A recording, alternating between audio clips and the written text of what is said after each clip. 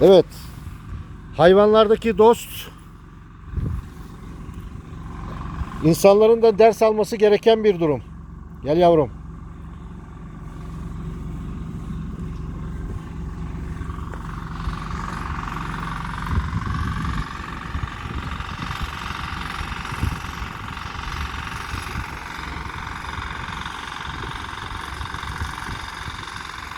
Kedi ile köpek anlaşamaz derler. Gel. Gelin bakayım.